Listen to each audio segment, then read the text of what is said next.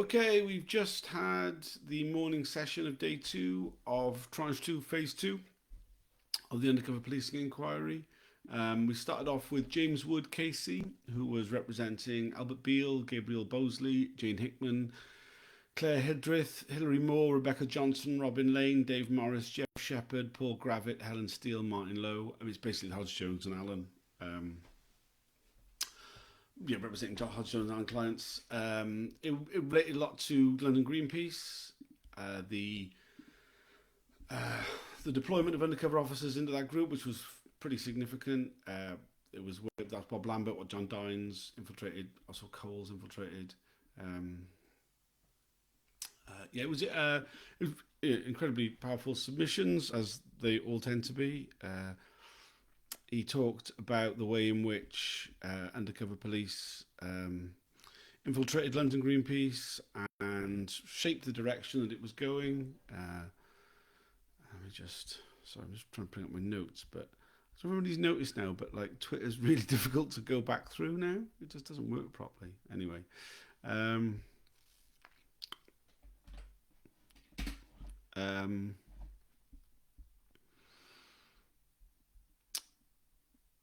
So he was representing 12 individuals, 6 organisations. There was numerous miscarriages of justice. He pointed out how the SDS displayed a complete contempt for basic right to dignity of those it spied on, as well as disdain for the justice system. It acted as if it was outside the law.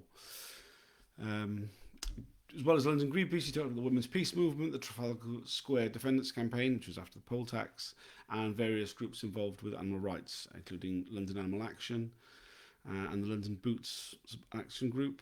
He represented Albert Beale, a pacifist, atheist and anarchist activist, and Martin Lowe, a pragmatic anarcho-pacifist.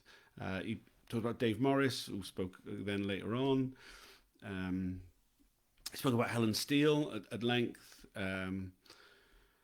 It needs to be repeated. Helen Steele is the reason why this story broke out. Her tenacity in chasing down John Dines after he disappeared is the reason why the inquiry is taking place. Essentially, she went round and kind of found other people who felt that there was somebody in their lives, an undercover officer, and brought them together. I mean, you can read the Deep Deception book. It tells the story of a number of the women. I highly recommend it. If you're following this, you've probably read it already, but if you haven't, go and sort that out. James Wood also talked about Gabrielle Bosley, a vegan animal rights activist, Hansab member of London Greenpeace. She'll be appearing on the 6th of November. Paul Gravitt, another animal rights activist, who will appear on the 13th of November.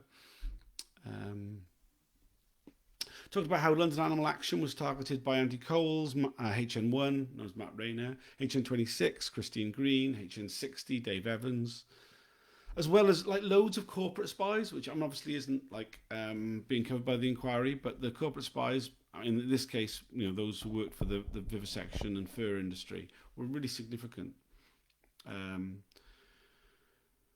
Talked about the Animal Liberation Front and the Animal Liberation Front Support Group, and the roles they played, the undercover police played in shaping that. Robin Lane,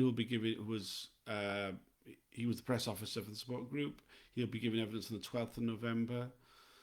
We talk about Jeff Shepherd, who was arrested twice alongside undercover police officers. Once for the incendiary devices at Debenhams, which Bob Lambert was responsible for, and the second related to a shotgun, which HM1 Matt Rayner was directly implicated in. He briefly touched on Greenham Common, but we heard so much about that for the last phase. He didn't really stick on that. He pointed out that none of the actions of any of the animal rights activists in the 1980s can justify the long-term deployment of undercover officers. I would go further than that. It isn't possible to justify these long-term deployments of undercover officers, as was so eloquently laid out yesterday by Charlotte Kilroy, that by very definition, these deployments will create a situation where men act out their darkest desires because there's no accountability for their actions. You point out how the intrusive reporting was outrage against civil liberties. The action should be fully exposed entirely. There was no justification possible. There's a framework that they worked within, which is not just special branch, the Met Police, it's the Security Service, it's the Home Office, it's the Cabinet Office, it's numerous politicians. HN 115, Tony Waite, was a Spycops manager, says that he had almost weekly contact with the security services, even in person or by phone. This would usually relate to targeting officers, understanding that requirements and general liaison. There was a lot of talk about the oblique approach. Was the idea that, like, many of the groups targeted didn't threaten public order or involved with subversion, which was supposedly the reason why deployments happened, but were just, they were connected to groups that could have been involved with that. People who could be involved with that might have got involved. It's really, tangential, I believe, is the term. Talks about how so many officers took responsibilities and influence. For example, Andy Coles took over the running of the support group, the LF support group. How Bob Lambert shaped the direction into animal rights for London Greenpeace. Talk about the lack of supervision, and how, in between the sort of directions from the security services and the way in which individual officers were left to their own devices, there wasn't really much room for supervision of any sort. That just didn't work out like that.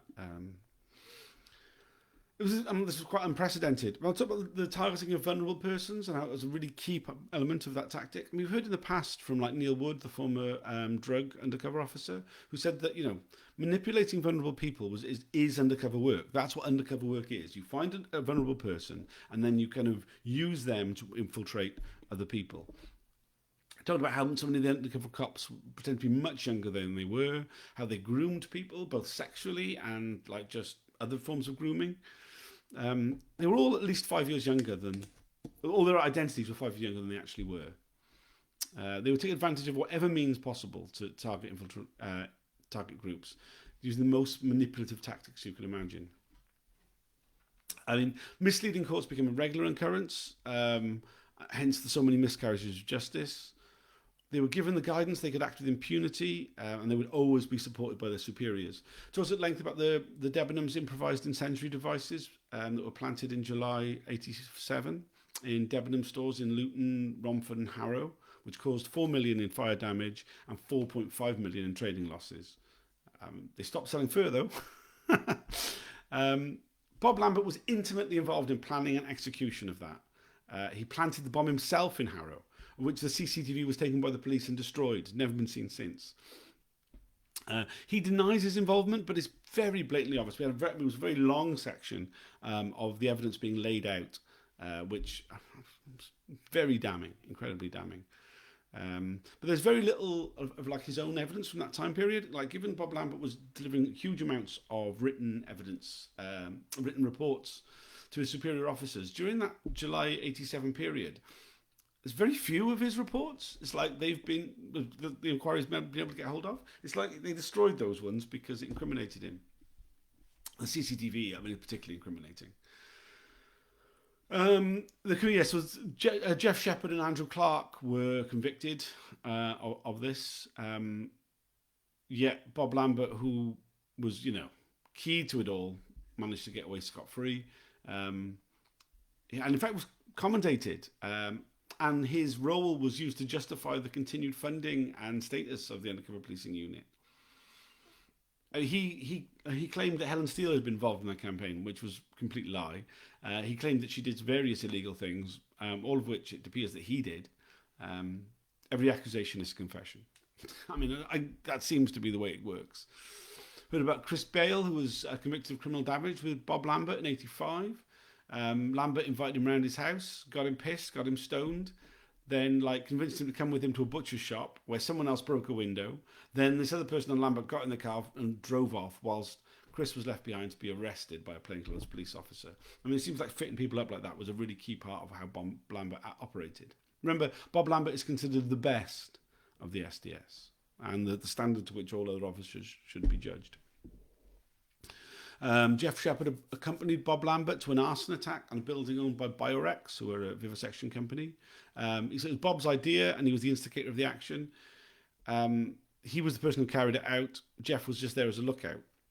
The reports are full of examples of undercover officers, particularly Lambert, reporting on the legally privileged material and confidential aspects of people talking to their lawyers about litigation, all of which were obtained by deception. The disdain they showed towards legal proceedings was because their managers didn't understand them or ignored them because they didn't care about them. This general, supposedly people who were enforcing the law, breaking the law so regularly, even disrupting legal proceedings, doesn't seem to bother them at all. He also talked about the procedural concerns, the late disclosure, the extreme time pressure for very short deadlines, the lack of communication from the inquiry. Helen Steele has been asked to consider over 12,000 pages of documents, very short time pressure, extremely short time. She's been pressured to give a response. It all relates to the abuse that she suffered, as well as some really serious, distressing, untrue allegations made against her by John Dines, by Bob Lambert, whose evidence is full of ways of just trying to hurt Helen. They're incredibly angry with her for bringing all this out into the open, and they're desperately trying to break her as a woman, psychologically attacking her, accusing her of a myriad of things which are just bullshit. And because she's got so much short time to actually deal with this, the inquiry is compounding that. It's really disgusting, and her ability to respond against that is incredible. He kind of finished up with saying that the unit within the state establishment was incapable of properly balancing the civil and democratic rights of individuals against the desire for unlimited intelligence capture. It can't have existed, and it shouldn't have been enabled. Mitting responded, we saw yesterday, he responded to Menon. He's responding to this submission just to say, with the procedural problems, now is not the time to bring it up. Which he carries on as if there's ever a time. What fucking time are we meant to say, John? You fucking idiot. When else are you meant to complain about these fucking things? The way you're carrying on is disgusting. You're putting huge levels of trauma onto people for no fucking reason other than your inquiry can't do its fucking job properly. You're fucking disgusting for saying that sort of thing. He also pointed out that Helen Steele's submissions were of the greatest assistance to him, which sounds very magnanimous, but it was mostly just to hurry her up to deliver her supporting documents and photographs, which she hadn't submitted yet. I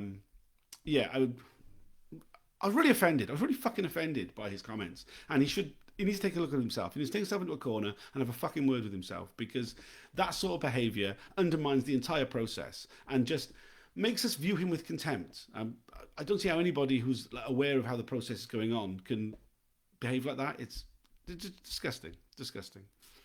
We then had a short break, and we were back after the break with Rajiv Menon, who was representing the Friends of Freedom Press, the anarchist newspaper and publishing house in Angel Alley in East End London. He pointed out how so many of the undercover officers will bring evidence in secret closed sessions, and their evidence will remain hidden from public scrutiny, probably for decades, probably forever, just to protect their privacy and their privacy of families and the interests of the state, which are obviously all more important than the people who've been horrifically traumatised and used and sexually abused by these officers. Every time we go the new tranche of evidence, every new era of the undercover police, it becomes more and more untenable, the existence of the undercover police unit. They had no proper policing purpose, but as an elite unit, they could expect to be protected for all the things they do. This led to this really hardening of attitudes towards their targets. They could just treat the people they were targeting as the worst form of scum imaginable, and they completely othered them, allowing them to behave in the most disgusting ways possible, because they knew they'd be protected. And with the inquiry, they know they've been protected again, with the inquiry giving them this extra level of privacy and secrecy. It's a new level of protection. And this is part of the reason why people like me get so angry about the inquiry, because they're compounding the ways in which that the unit originally operated. We have to go to the inquiry and we deal with people who know so much intimate information about our own personal lives, which is never going to be released to us. And then they chide us for being annoyed about the way in which we're treated. It's pathetic. So about the Spycops management set a tone that suppressed independent thought. HN61 said that undercover officers were not encouraged to think about the policing purpose for which they were reporting information on, just to report information. This meant that, like, they were the actual use of the intelligence was few and far between because it was a very little use. They were overpaid, incredibly overpaid, and massively overvalued. HN61 called it a very well-paid job with overtime and expenses. HN109 says that undercover officers regard overtime as their entitlement and would like take the maximum amount. I mean, originally they were on huge levels of overtime. There was no limit to it. They were just, overtime was the entire time when they were asleep, whatever they were doing. Due to some budget cuts, there was a reduction of that in some point in the 80s, and it was limited to 126 hours a month. I mean, that still meant double pay. They could claim that for whatever they were doing, time in the pub or in bed with an activist. Fucking for Queen and Country, as Roger Pierce put it in his first novel, Agents of the State. Lots of undercover officers were arrested and ended up in court in their cover names. Dines was arrested 3 times. Lambert 5. He gave evidence in his cover name at the trial of another activist. There was an interesting one he pointed out about the HN68 told the MI5 officers that HN20, Tony Williams, was being replaced as being not particularly productive. It was because he said there was nothing to report. And it was like, well, that undermines the whole justification. Is, that obviously there's nothing to report for any of these groups, but you go and make something up then. I mean, like HN85, Roger Pierce really understood that and would, sex up his reports with lurid details and plenty of fantasy. We've seen the annual reports and everything, but we haven't seen the security services annual threat assessments. Do they agree with the Spycops, or do they they were overblown? HN29 that he found Stefan Scott to be a fantasist, so he raised this concern with DCI Tony Waite, who said, as far as he was concerned, being a fantasist was a good trait for an undercover police officer. I mean, that says it all, really, right? Total fantasy. Bob Lambert and John Dines, along with HN8 and another unnamed Spycops officer, formed what is referred to by HN109 as a cabal within the SDS. They dominated proceedings, held themselves as setting the standard, and kind of run the unit, even though they weren't the senior officers. HN39 said that the detective superintendent of C Squad, Dave Short, told him that Lambert was out of control and that he'd lost him. John Dines expressed the opinion that rules are made to be broken. So they crossed any red lines that could exist just to practice their dark arts on their victims, in the safe knowledge that they wouldn't get any sanction for their managers, they wouldn't be held accountable by any of it, and they'd be protected from any sort of damage, both from the officers then and in years to come. And we see with the way the inquiry operates that they continue to be protected in various ways. We talked about Andy Cole's writing the Tradecraft Manual, how that management should support field officers' appraisal of the situation, which is kind of weird for a hierarchical organisation to defer to junior ranks. Anyway, then we had a welcome break in all the lawyers, and we have Dave Morris. As soon as he appeared on screen, it's like you've got an ordinary person immediately again, just the way he talks and everything. It's just so much easier to follow. He was speaking on behalf of the McLibel campaign, which was him and Helen Steele. Starting off with the history of the campaign, the involvement of Keir Starmer, who gave them advice and various other things. He points out that Helen should have been giving the statement as well. She should have been given a separate opening statement herself, but due to the late disclosure and a need to go through the document, she wasn't able to do this, which, it's disgusting. It's disgusting. And when else are we meant to bring this up apart from now? I'm sure Mitting was annoyed by that being said, because he'd already said, now is not the time. There'll never be a time. When is meant to be the time? When we're all fucking dead, is it, John? He pointed out that Met had made some significant public apologies for the targeting of women, for sexual relationships, for the anti-racism and family justice campaigns, for the awful management. And yes, they also took corporate responsibility for a myriad of other things. Talked about John Dines engineering the long, fraudulent, abusive sexual relationship with Helen Steele over 2 years, where they lived together as a couple. Talked about the What's Wrong with McDonald's leaflet, which was partially authored by Bob Lambert, about how over 3 million copies were distributed in the UK alone. By the end of the trial, God knows how many overseas, was translated into loads of different languages, possibly the most widely distributed and most well-known single leaflet in history, which is an incredible achievement. So about the McLarble case, which ran from 1990 to 2005, the longest trial in English legal history, which was disrupted by the fact that John Dines was alongside Helen and Dave for like a huge section of that. The trial itself was 313 days from 94 to 97, plus 7 trips to the Court of Appeal. And John Dines admits that he relayed the legal advice from Keir Starmer back to his bosses in the SDS, whilst Helen and Dave were receiving that kind of advice. They were clearly communicating to McDonald's as well, passing on that information about what Helen and Dave were planning in court, so that they could, pursue their litigation in a way that was informed by that. We heard about Sid Nicholson, the Vice President of McDonald's UK, a former Chief Superintendent for Brixton, and a former apartheid-era South African cop.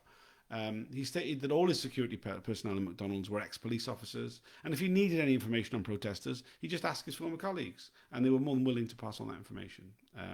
We see a lot of this collusion between police officers and the corporate world, something which the inquiry doesn't appear to be interested in, but I think it really speaks volumes about the way in which it all kind of carries on. About the way in which there was a corruption of that. John Dines played a really key role in the What's Wrong with McDonald's campaign, yet he was left off the writ. The minutes from the meetings showing that Dines was at all the meetings about it, whereas Dave Morris missed loads of them and said we should do other things rather than McDonald's. He ended up taking over his life for all that time. But yeah.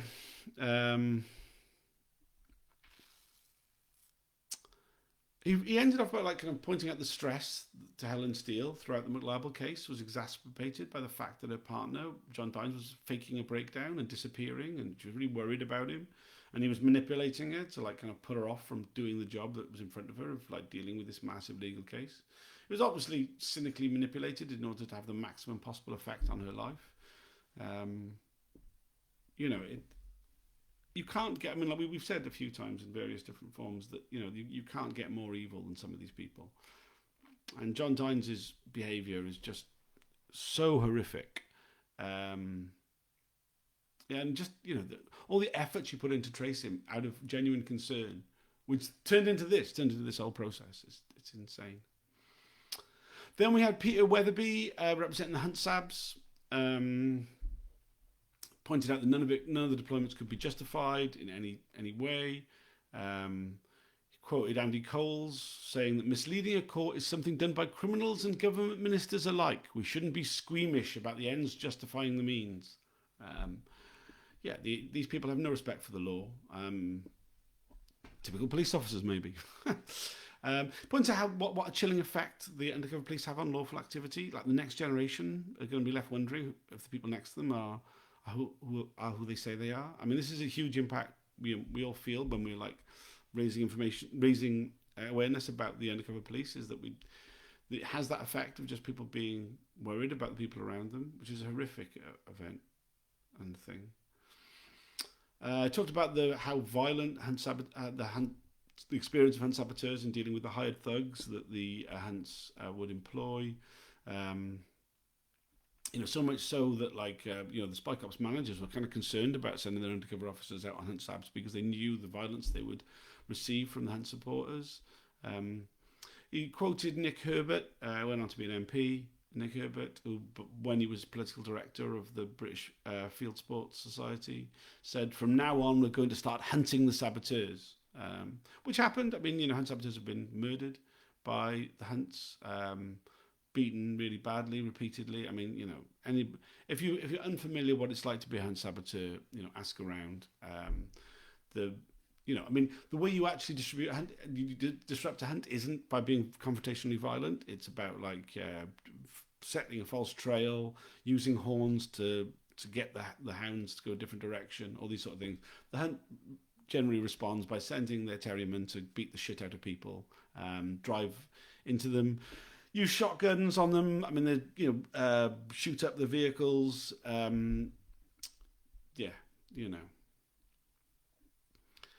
As HN1 reported, the deciding factor in hunt sabotage confrontation is the presence or otherwise of organised hunt stewards and their supporters. I mean, it is.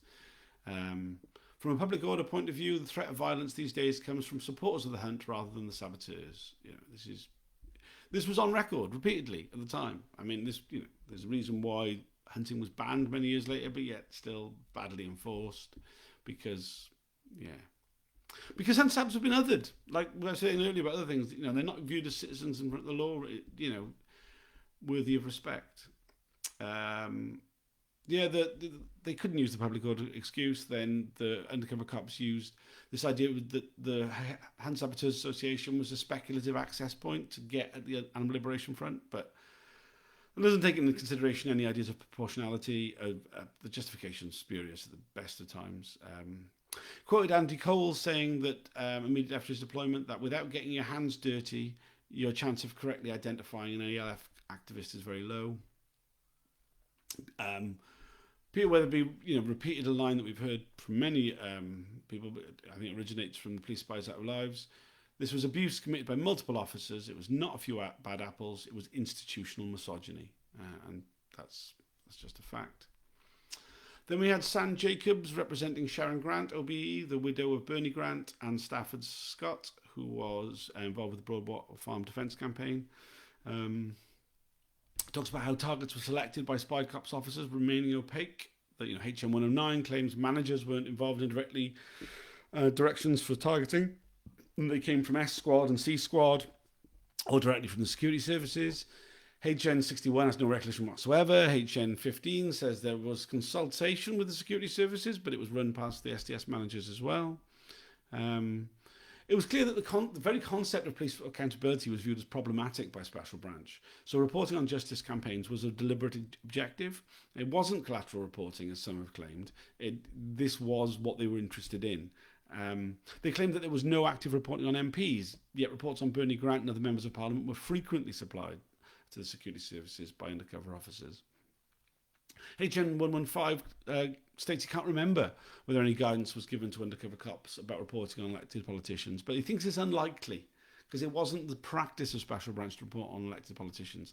Nonsense. The Special Branch had direct interest in the activities of elected politicians and reported extensively on their activities. In an 83 report, there are references to dozens of elected officials with details of their purported political beliefs and allegiances. Bernie Grant was listed. They said he was a supporter of the Revolutionary Communist Party. He was a Labour MP. They don't mention that at all. It's just farcical. The interest of undercover cops was at its highest in elected officials when Bernie Grant was being critical of the police, which was really consistent with the Met Police being concerned with its own reputation above all other things and defending itself from criticism. It's pretty clear that they regarded any campaign for police accountability and justice to be subversive by its very nature. We saw an 83 Special Branch report containing the details of the people who set up the advice centres in Broadwater Farm, Martha Osman, now a Baroness, and Dolly Kiffin. Both were characterised as political extremists for assisting and training people to use the police complaints procedure, which, they don't want anybody to complain. That's a form of... Complaining about the police is a form of extremism, a form of criminality, There was a lot of examples in reports of the use of racial slurs to refer to black people. I'm not going to repeat any of those. There's this defence used by undercover officers that, it was, it shouldn't be judged by today. It was reflective of the time, and today's standards are very different. This is the 1980s in London. I was alive in the 1980s. I remember the 1980s. Do you know what I mean? Yes, there was racism around, but nobody thought it was acceptable. Do you know what I mean? Like you couldn't get away with using that language in any other job apart from being a police officer, where extreme bigotry was just the norm. It's interesting that HN 59 says managers didn't instruct undercover officers to report everything, and the managers were edit reports to remove certain words or phrases. HN 109 said he would edit reports removing irrelevant and judgmental comments. Yet, despite numerous officers editing these reports, we still get the N-word being used a lot and other racial slurs. It's a farce. We're going to have some lunch now, and then we'll be back an hour after the break. I'm not sure exactly the time. I'll put it on my Twitter. We've got Owen Greenhall representing Joan Ruddock and Diane Abbott MP. Then we've got Fiona Murphy representing the Category F Corps participants, which is the families of the dead children whose identities were stolen by undercover police officers, and TBS, who was born as a result of Bob Lambert's deployment and him fathering a child with an activist called Jackie. Then we've got Kirsten Heaven, who represents the non-police, non-state corps participants coordinating group, which will, cover everything that's happened so far. I think that's it. It's been half an hour again. God, these things go on a bit, don't they? Sorry for the length of it. Thanks for following. I'll be tweeting live on Twitter during the next set of this afternoon set of hearings, and I'll do another video at the end. And then this evening at 7 o'clock, I'm doing Twitter Spaces. Please join if you've been following proceedings. Cheers.